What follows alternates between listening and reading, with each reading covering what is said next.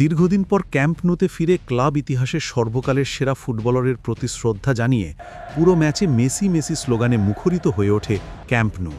৯০৯ দিন পর নিজেদের আঙিনায় ফিরে গোল বন্যায় ভাসিয়েছে বার্সেলোনা। তরুণ ইয়ামালের চোখ ধাঁধানো জোড়া অ্যাসিস্ট আর ফেরান তোরেসের জোড়া গোল যেন বরণ করে নিলেন নতুন ক্যাম্প নুকে। স্পেনিশ এই ক্লাবটির বর্তমান দলের অনেক সদস্যই ক্যাম্প নুতে খেলার অনুভূতি কখনোই পায়নি, তাই তাদের জন্য ম্যাচটি ছিল এক অন্যরকম অনুভূতির। চিরচেনা সেই মাঠে ফিরে গোল উৎসবেই যেন মেতে উঠল বার্সা।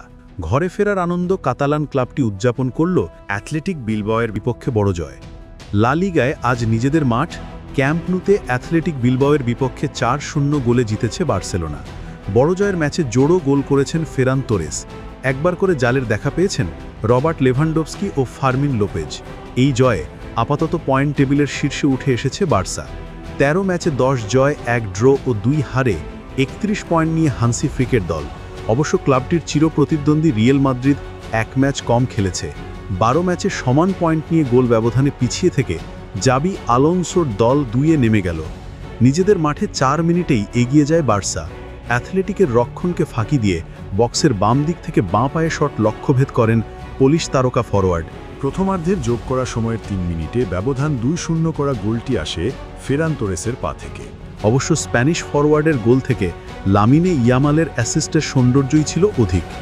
১৮ বছর বয়সী উইঙ্গারের বাড়ানো বল অ্যাথলেটিকের গোলকিপারের নিচ দিয়ে জালে পাঠান তোরেস। ২-০ গোলে এগিয়ে থেকে বিরতিতে যাওয়া বার্সা দ্বিতীয়ার্ধের ৩ মিনিট পরই আরেক দফা ব্যবধান বাড়ায়। গোল করেন ফার্মিন লোপেজ।